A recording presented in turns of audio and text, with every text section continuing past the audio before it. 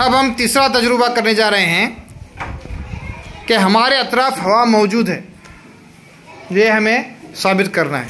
तो इसके लिए हमने एक जार लिया है ग्लास का, उसमें पानी लिया है, फिर एक कांच का गिलास लिया है।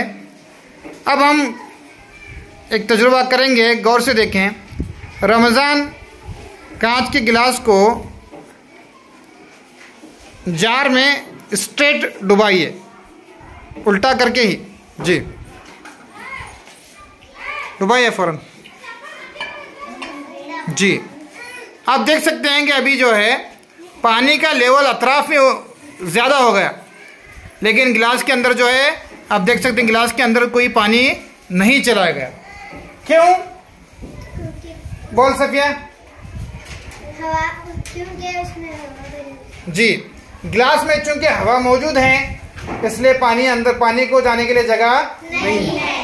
अब हम इसे तिरछा करके देखते हैं कि क्या होता है। थोड़ा देखिए आप, क्या हुआ है, पानी के बुलबुले निकल रहे हैं, यानी गिलास में जो हवा मौजूद थी वो थोड़ा थोड़ा करके पानी के बुलबुलों की शक्ल में बाहर निकल रही है। बुलबुलों में क्या होता है, पानी नहीं होता बल्कि हवा होती है। क्या होता है? हवा। तो पानी के गिलास में मौजूद हवा पानी के बुलबुलों की शक्ल में बाहर निकल रही है। इसके जितना हवा बाहर निकलेगी उतना ही गिलास के अंदर पानी दाखिल होगा। थोड़ा थोड़ा तिरछा करो बेटा अभी जी, देखो किस तरह पानी के बुलबुले निकल रहे हैं। अब आप देख सकते हैं कि अभी आप देख सकते हैं कि जो है पानी जो है इसके अंदर है, गिलास के अंदर चला गया, यानी जितना हवा बाहर चली जाएगी उतना पानी अंदर चला जाएगा।